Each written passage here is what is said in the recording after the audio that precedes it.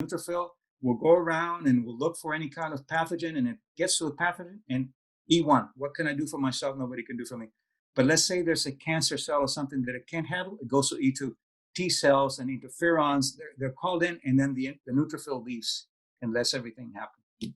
Oh my God, that I just love that so much. Now I have that visual. And I personify the body all the time. So thank you so much for personifying the neutrophil. I love this so much. It reminds me of, how we used to teach kids with the Pac-Mans. Yeah. That's beautiful.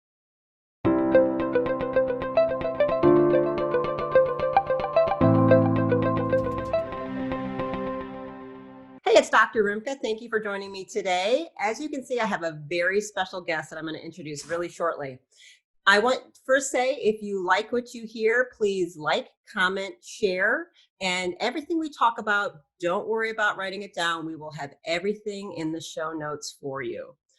Okay, you guys, I am so excited to bring you Dr. Mario Martinez. We met a few months ago at a conference in Austin. I was just sitting in the cheap sheets, but he was up on stage.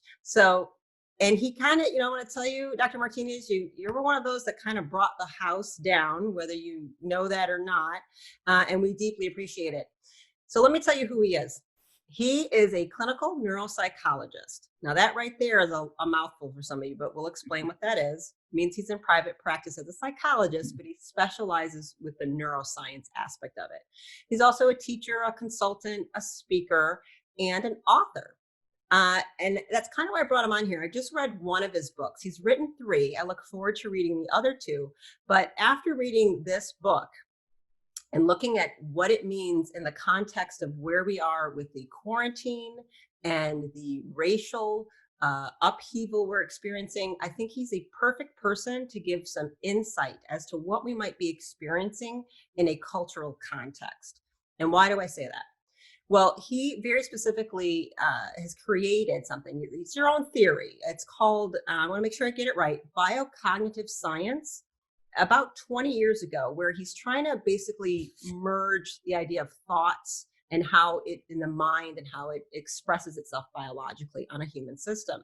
He's also an expert in longevity, looking at how people are aging well or not aging well, and what do they have in common, and how can we all do that.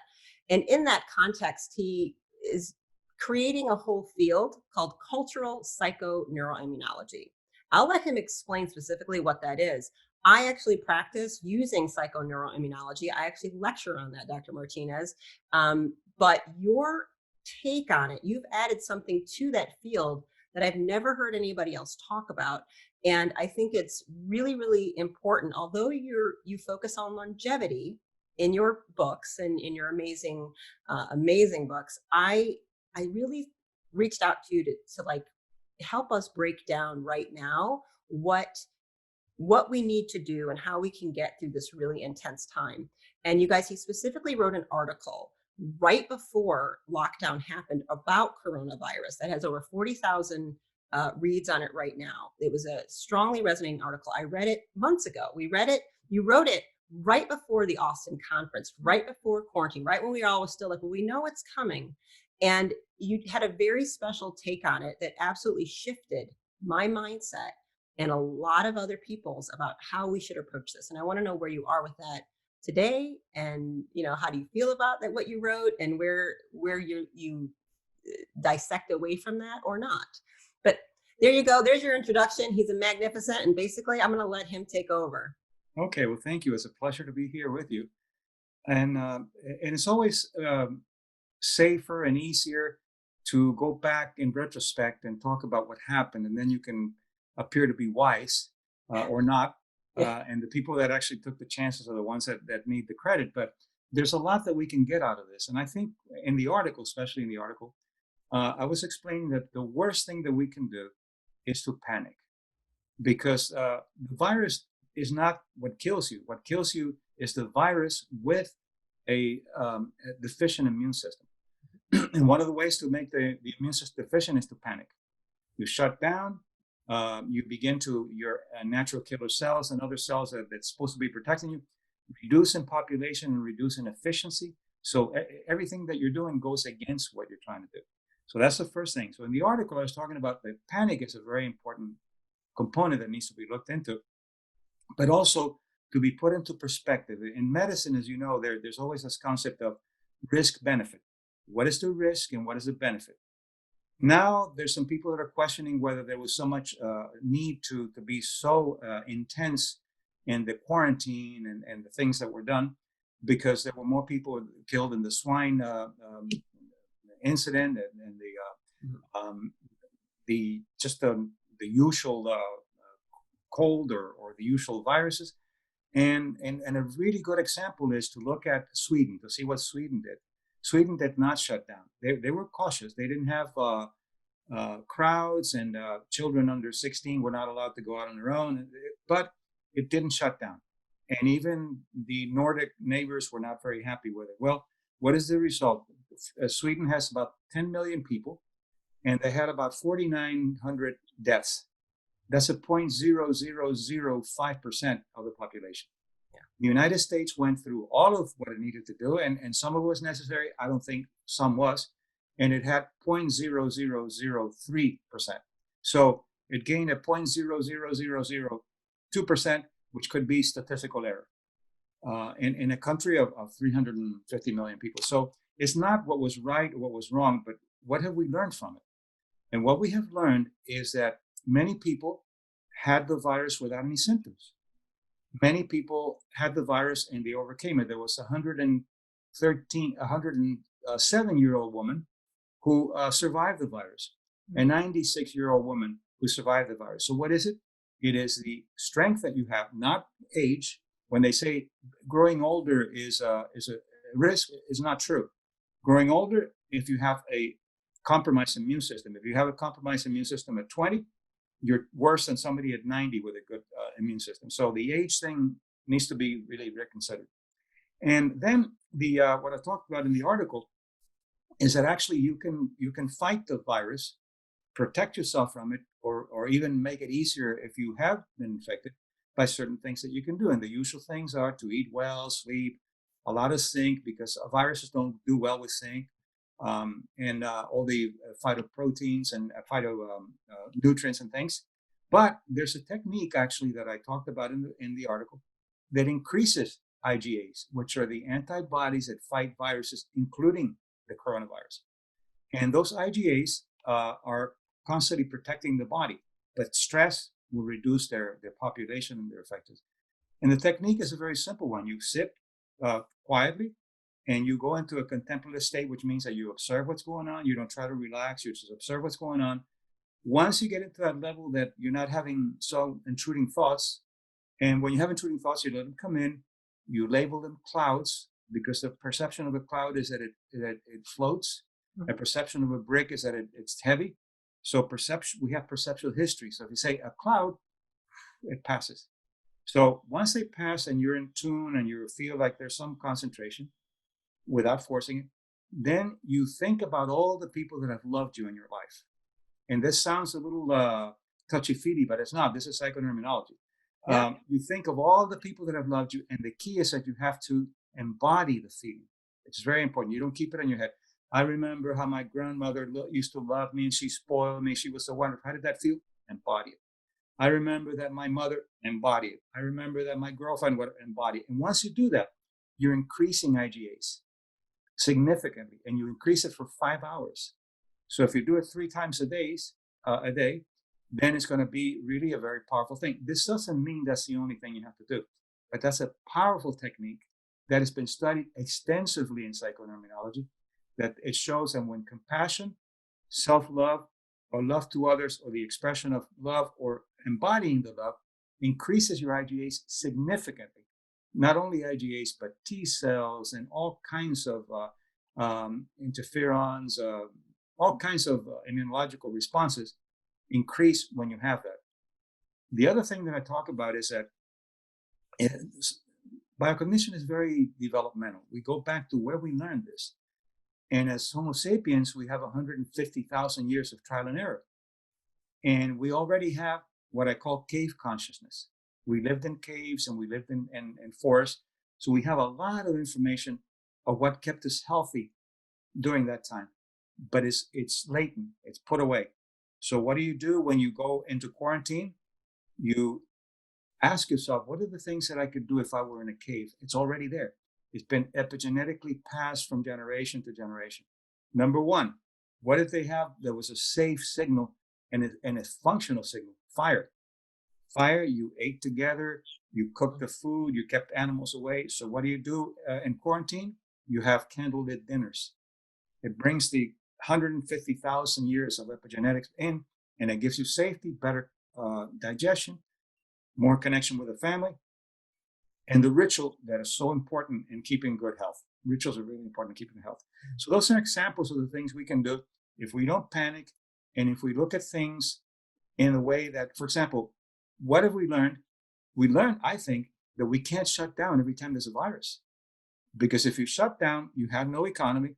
You have no economy, you have depression, increase in crime, increase in family domestic violence, immunological problems with isolation, all kinds of things that would begin to kill people in a different way. So we have to be smart, and we have to look at the risk-benefit factor. What's going to happen? I didn't wear a mask. I was cautious. I wasn't cavalier about it. I didn't wear a mask because you wear a mask only if you have the virus and you want to protect yourself against others. If not, you're just all day you're just breathing out germs and breathing them back, and you're not doing anything. Right. So those are the and first they tell you wear a mask, don't wear a mask, because it's all trial and error. And then people are like little pawns jumping around until the scientists decide what's good. Right. You have to be your own scientist and with good information. So, for example, as you mentioned, I worked with centenarians all over the world, and I looked at centenarians that are healthy, not the ones that are vegetating, because I want longevity with health. And that's what the whole book is about. As you know, the Mind-Body Code is about what I learned from centenarians. And they go to the doctor, and first they don't go to the doctor unless they need to. And I talked to one of them, and I said, when was the last time you went to the doctor? He said, 70 years ago. Why? I broke a leg, and I went to the doctor, and they fixed it. It was fine. I said, really? But you don't go to the doctor? What do the doctors have to say about it? And he innocently said, I don't know. They're all dead. I thought that was one of the most interesting things across the board about it. And I always say it because don't go, It's so powerful. Yeah, because then they're not getting conditioned from the culture. That's right. That they're old, that they're feeble, right, that they're supposed to be sick. So that's part of what that benefit is. They create that subculture and protect themselves from the culture telling them what they're supposed to be like, what 80 should be like, what 95 should be like. They think 95 is pretty young, and so they're good to go. Yeah, they have no the tunnel, the portal that we create. Another one, I asked him, well, when he goes to the doctor, and the doctor will say, you have to take this and this and this. They challenge. What is this for? What is the side effect? What is this for? What is the side effect? Okay, I'll take this and this. I'm not going to take this. You have to take it because you'll die. If I die, I won't sue you. I'm not going to take it. And they don't die because they are empowered. Yeah. And I think medicine is wonderful. I was trained, my psychology program was through a medical school. So I was trained in that. But what happens is that people see medicine as the only way to look at things, and medicine is very reductionistic. Medicine doesn't consider, in general, now they're doing functional medicine, narrative medicine, all that, but in general, it doesn't consider the concept of portals. So, for example, if you go to a doctor and you have a liver problem, they treat the liver. In biocognition, the liver is a portal for incoherence in the total field. And medicine is cultural. It's very cultural too, because doctors are trained in cultures, and you can't get away from a culture. In the United States, a migraine is vascular. You go to the UK, it's gastrointestinal. You go to France, it's hepatic. So what is it? It's a combination of all, and it is expressed in some headache or whatever. So if you go to Germany, 60% probability higher of having an abnormal EKG than if you have one in the United States. More depression medication in the United States than anywhere in the world. More liver medication in France than anywhere in the world. So even medicine is cultural. I think that's a really great point, actually. I've never heard it.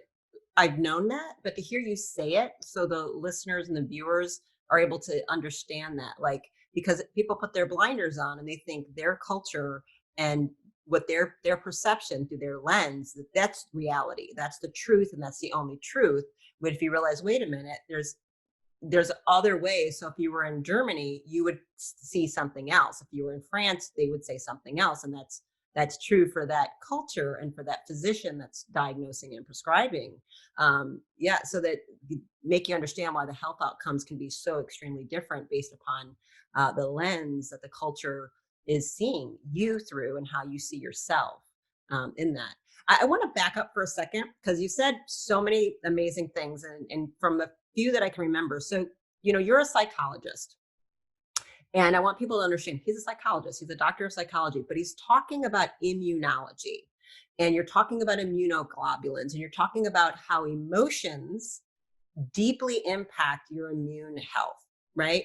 So, how thoughts, emotions are impacting the biological processes. And I don't want that point to be underscored, that by flooding yourself with compassion and self-love, you are in direct control of accessing your biology to have a clinically proven result to increase your immune response by increasing blood levels of certain chemicals that make you healthier. Yeah. So that's true, which it is. Is it true then, therefore, if you flood yourself with the negative feeling emotions opposite of that, that you would have a lowered immune response, right? I get very concerned right now. A lot of people in quarantine were just flooding themselves with a lot of junk food, baked foods, and a lot of movie watching. There was a lot of binge watching. And right now, the trend on Netflix and everything else are really a lot of dystopian horror, zombies, serial killers. It's really kind of, I can't find anything that I find worthy. I'm like, I'm not putting that in my field. I don't want that in my biology. I don't want my body to have that response of being traumatized by what I'm seeing. Can you speak to, so there's that. And then I also want to ask, we'll get to, do you really think we've learned that we shouldn't have shut down? Like, that's not the message I'm No, I don't think so. I think you and I have learned that. Yeah. But mass culture still thinks that, so, whether you want to, however you want to do that, because the idea that people are still panicking, people are still afraid. And not only are they not having compassion towards themselves, to me, they're looking like they're turning on their neighbors. They're looking like they're threatened. I don't wear a mask either, Dr. Martinez. Yes. I never did. But people look at me at times in the store, and it's not fun for me to go get my food. And they think you're being irresponsible. Yeah. Because so that's they what see me as a threat. That's their, and I'm wondering how do people, people with the masks, I get they're afraid. I don't want to shame them in any way, shape, or form. But I'm also not wearing my mask because I'm not afraid. Of course. So how do we coexist, and how do we learn to flip the switch, with each other and move forward from here? Well, first, let me mention about psychoimmunology, because it's such an unknown field. Amazing field. Really, psychoimmunology, as you know well, it's a multidiscipline. It's not a discipline in itself. It's you have psychologists, psychiatrists.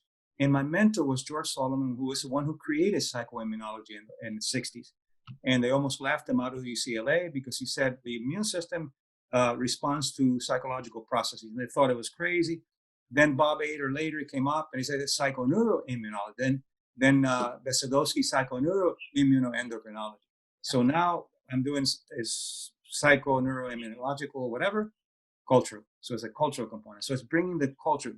Psychoimmunology has not brought culture in, and that's really very important. That's the first part. The second part is that a very interesting component, psychological component, is that when there's danger out there, people tend to go into the zombies and the fights and all those kind of things. And the reason is that since they're out there and there's some danger out there, they practice danger and safety. So what they're doing is, I'm watching a film of zombies, but I know that it's okay, so it's not going to get me. So it's kind of an indirect projection into protecting yourself into that you're okay type of thing. Very interesting. But then you also, as you're watching that junk, you also go into a mindset of unhealthiness. You go into a mindset of a lot of negative thoughts and everything. And what does that do? It increases your need for, or your thriving for sugars and the fats and all that kind, and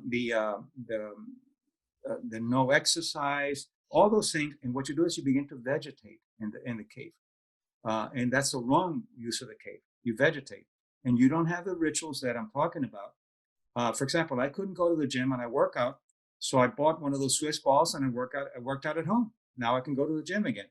So you never give up your rituals; you just transfer them.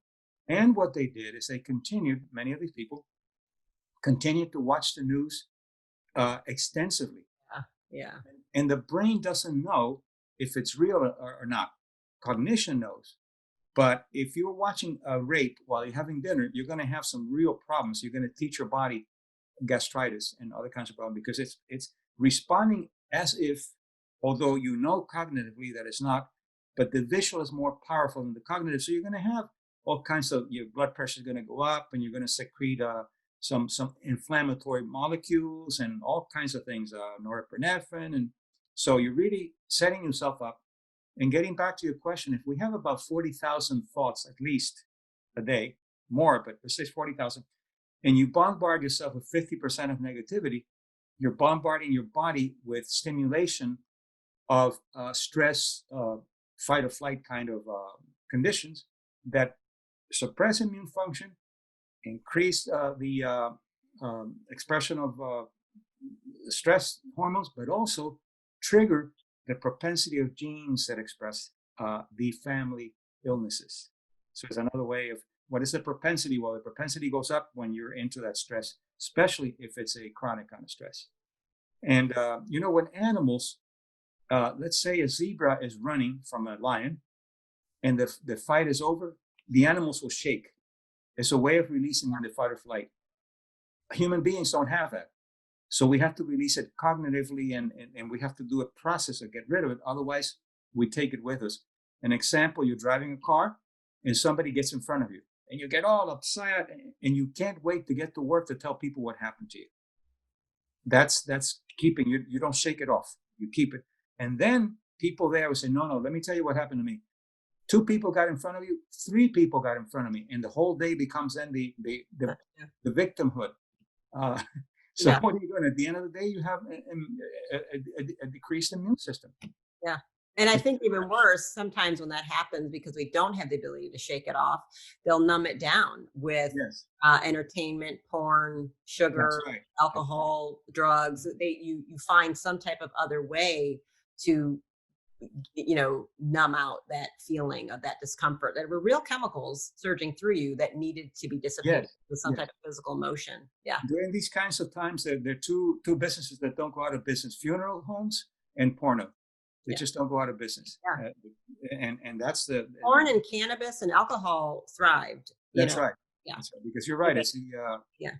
the dumbing down, which what you have to do is you have to dumb it up, shake it, Yeah. and then let it go.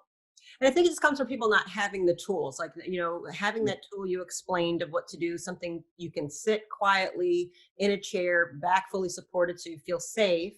And, do the visualization with cloud thoughts, just relax, let the clouds come in and the thoughts go away, and flood yourself with some memories. And it's, I think people forget, in my courses, I teach these 90-day courses, mostly to women online, and we have group models as well.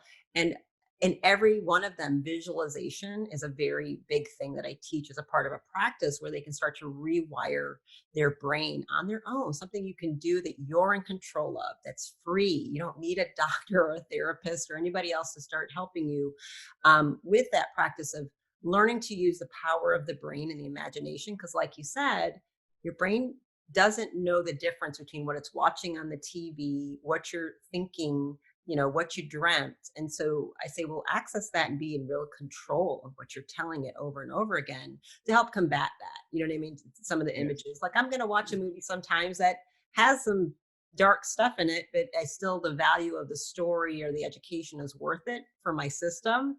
But I counteract it with some of these ways. So there are things people can do, like you're saying. And one is they can, I think getting your book, right? Get the mind body code, and you go through in each chapter, you talk about some of these things you've said that people might not understand what a portal is, and that's okay, you guys, because he talks about it all in his book.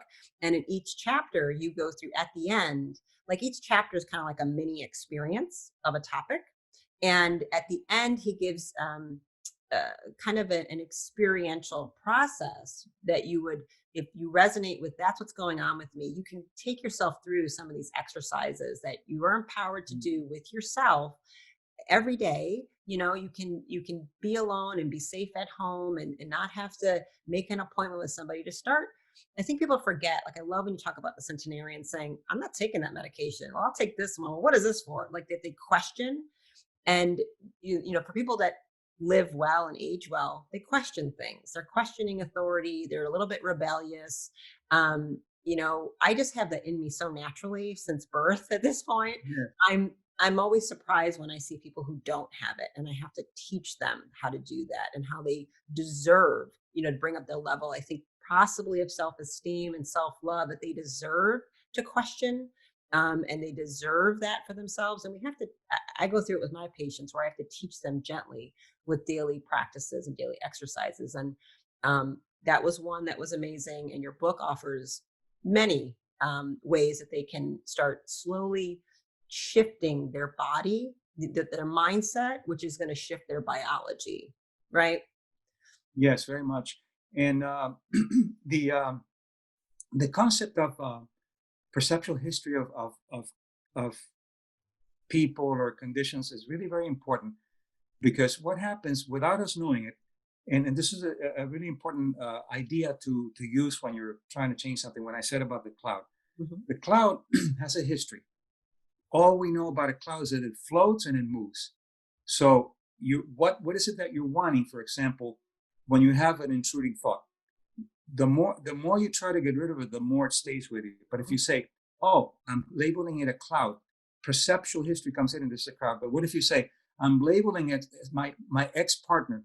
You start spinning because there's a history of your ex partner is not very good and all that. So knowing that, then you can use these perceptual histories to get you into something, out of something, in between something, based on what the kind of the perceptual history that you've given to something. But that's cultural, Yeah. because black in the United States is depressing, white is depressing for the Chinese because that's death, and not so depressing because they have a different way of looking at it. So it's very, always have to say cultural in context. Yeah. Well, on that note, let's so we've talked about quarantine and corona, and so the other big thing, obviously, there's many layers of how these things are playing in, right? With what's going on with my practice, particularly, there's a lot of, I deal a lot with emotional distress, suicidal cases, and a lot of children with special needs. So this has been an extraordinarily difficult time for those individuals, right? Suicidal thinking is much higher, despair, hopelessness, losing jobs, money, families with special needs. All the children have lost most of their services, so their parents' distress level is extraordinary. Nobody has respite care. Autistic children losing routine is devastating to them neurologically and emotionally. So I've seen a lot of people dealing with a lot of distress. Obviously, there's been many people that are privileged that already worked from home, already had money, already, they're like, well, I get a little vacation, and which is lovely. Yeah. You pull the positives out, but there's been a big extreme in our culture of what this has felt like, and what the internal outcomes and the external outcomes have looked like. Businesses are shutting down. People are losing their careers. People don't have food. There's real issues. Children are being abused at much higher rates. Domestic violence is much harder because you're trapped at home with somebody that was already a threat to you, right? Now they're angry. They lost their job, or they can't work, and they're drinking more. I mean, there's really a lot that's have gone on. So we have that. Then on top of it, we've part of the boil maybe was allowed to pus out and let people see some of the systemic cultural racism that America culturally has and is built upon, that they never saw before. And there's been protests and marches to highlight the Black Lives Matter movement and everything that goes along with police brutality. So it's been a powerful, powerful time. And I personally, Dr. Martinez, as somebody who does this and deals with patients and understands, I have even struggled from my own state of hope to frustration to despair and bringing myself back to seeing the positive, but also at times being like, this is scary. What is going on? What are we doing? Where's our humanity? What do we need to do? How do we correct this? Do you have anything to offer insight, to me, to viewers who might be, I lean more towards the positive. I lean more towards finding the beauty and the rightness within every moment and the compassion and the heart space within in humans. And it's a tiring, tough time right now Yes. Yes. for Yes. many subcultures here. And I'd love to hear whatever you have to offer in terms of, as an expert in cultural context, that you would have to offer to people who are viewing this. Okay. Well, what happens is that there are a lot of opportunists in the world. People that have agendas, anarchists, people that have all kinds of ideas about how the world should be. And then something happens, an infamy happens that that goes against everything that has to do with human rights and respect. That policeman is not a racist. That policeman is a criminal. That person is a criminal who just happened to dislike blacks, and he killed a black. But he could have killed someone else. He's a criminal. He should have never been there. But what happens is that you have the people that are outraged, and they should be outraged. And then those people are the ones who will go out and demonstrate peacefully. Then you have these organizations and these anarchists that are trying to use people. Stalin had a good word for that. He called them Stalin, the communism, but he called them useful idiots. The useful idiots is what. So what happens? Here's what my answer. What would Nelson Mandela do? What would Martin Luther King do? What would Mahatma Gandhi do? Passive resistance. They wouldn't go out and loot and steal and kill. They wouldn't do that. That's not a protest. Those are criminals that need to be put in prison. The protest, what Mahatma Gandhi was able to get the British out of there by passive resistance. Martin Luther King, he didn't go out and loot. What did they do? Nelson Mandela, when they won, he called it truth and reconciliation. After all the hatred and all the police abuse that was done to South Africans, what did he do? The first thing he did is he hired some of the security that they had for him, president, so he could show an example of trust. He went to a nuclear plant that was working on nuclear weapons, and he turned it into nuclear medicine. That's a protest. Yeah. The other one. That's what I'm going to say. Be clear with what you just said. So, from what I heard, or make sure I'm clear if I understand what you said versus what I want to hear. To my understanding, is what I look at as well as the overwhelming mass majority. People are protesting, and they're doing it downright peacefully, and it's been quite powerful. And they are outraged, and they are angry, and they have every right to be. And they've still been able to maintain self-control to do what they need to do. The same way King was angry, Gandhi was angry, right? And they should be. Now, when they all were doing what they were doing, Mandela and King, they were being violently attacked, abused, dogs put on them, and ultimately King was murdered. There wasn't anything peaceful about the way he was put to death, right? So he brought peace. He was met with violence over and over again, and down to his demise, and lots of other people. But what we're seeing now is the same thing as far as I'm concerned. And you have these useful idiots coming in that are creating havoc and chaos and doing criminal behavior. And I think people need to understand those are not the same thing. No, they're not. Right. And people are like trying to say these are the same. And I think you were very clear saying these are not the same thing. No, they're not. Criminals are useful idiots. They're coming in and subjugating and trying to create problems for real protests and change that deserves to be done. And that's what we can do here. We're allowed to do that. Okay. And even Floyd's family has said that this is not the way to go. What is the honor in protesting the death of an innocent man with robbing and killing and doing all the things that are going? That's criminal behavior.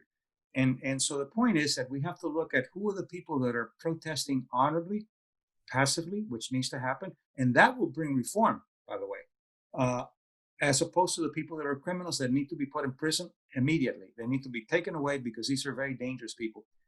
But what needs to happen is we need to look back and cogently and say, okay, now what are the reforms that are required here with police departments? You don't want to get rid of the police department.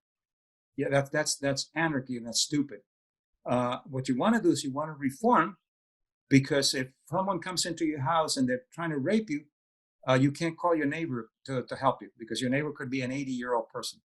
And that's the example that I always use, and I like to use a little humor here, is that a man comes in and he finds his wife with another man on the couch. And the way he fixes the problem is by throwing away the couch. It doesn't work that way. You can't do that. So what you have to do is you have to look at the problem. Better, for example, it's always wise to be wise after what happened. But this person that was the Chauvin policeman should have never been hired. Psychological tests, good psychological screening could have caught this guy as a sociopath and a criminal. He never should have been hired. So what do? Better screening, better training, and better connection with communities and so forth. So there are a lot of things that can be done, but they have to be done peacefully so they last. If they're not done peacefully, they don't last. I think they need to be done truthfully, because the reality is, if anybody has any police in their family, or they are law enforcement. My mother was married to a Detroit police officer, detective. I've dated police officers. The reality is, this is a really tough job, and it's really low pay, and it's not good benefits. It's not a type of job right now that people want to be in. And if you're going to pay them, it's like education. It's like teachers don't make enough money.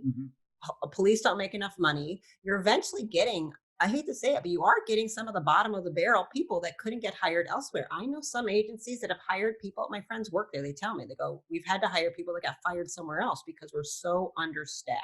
Yes. If you're that understaffed, it's better to have somebody at least there to kind of help protect you, to make sure it's a really tough, like, we need to tell the truth. We need to, we put money where we value. You can say, oh, I support them, but you support troops, but none of them have good benefits when they come back from war. No, that's right.